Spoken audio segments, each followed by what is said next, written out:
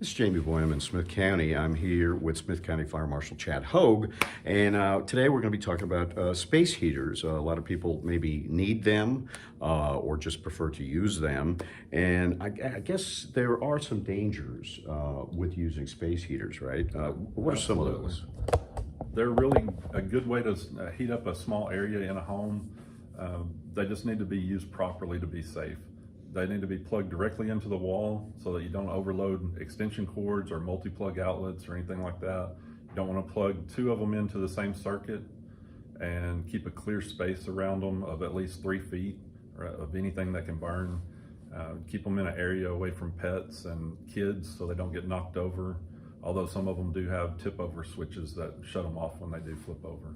Okay, so I guess if you're going to invest in a space heater, maybe better to spend a little more money on it? There's a wide range of them, so I would recommend the upper end of them. As far as safety, they definitely have more safety features on them, and it's worth the extra money. Yeah, I know. I personally have one that cost a pretty penny, and it has a breaker and a plug.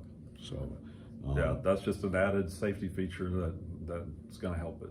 Okay, and so yeah, power strips, definite no, I guess. Definite no. Power strips are not designed for that many amps.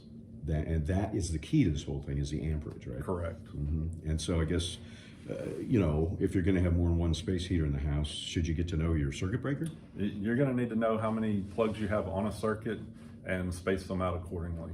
Okay, so I guess, you know, it's supposed to function, throw the breaker, but every Correct. once in a while there's a malfunction, I guess. Right? It can malfunction. That can also cause a fire as well.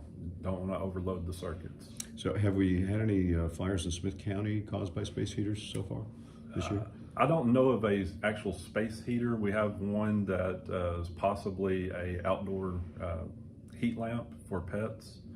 That was earlier in the week, and we got to an area where I'm pretty certain that's what it was.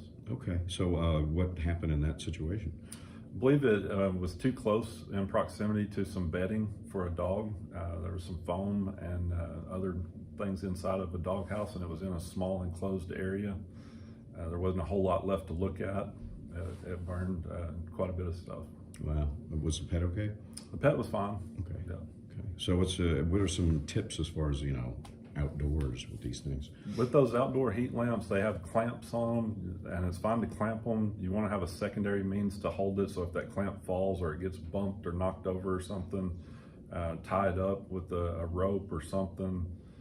Keep the plug and the wire up where animals can't chew on it. They tend to like to chew or brush up against it or something like that. That can pull it down. And the problem comes whenever the bulb comes in contact with the bedding or something like that. A lot of them have a little guard around them. That'll buy a little bit of time, but they really need a lot more space than that. Those bulbs get really, really hot. If they touch something, they can ignite it pretty easily.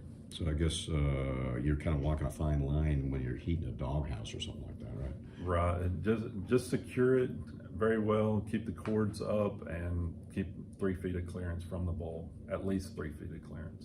And then probably should stay away from extension cords there too.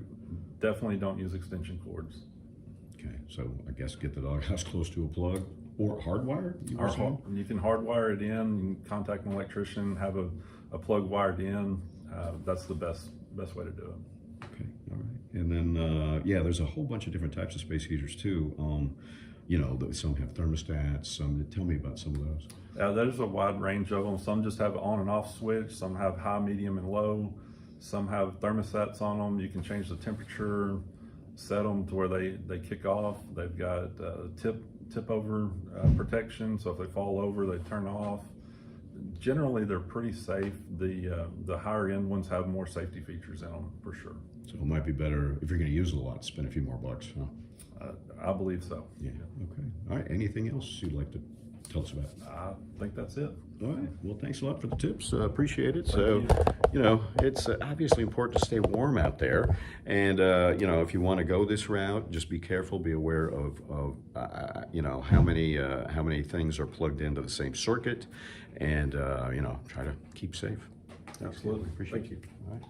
We'll have more later on KLTV 7 News and KLTV.com.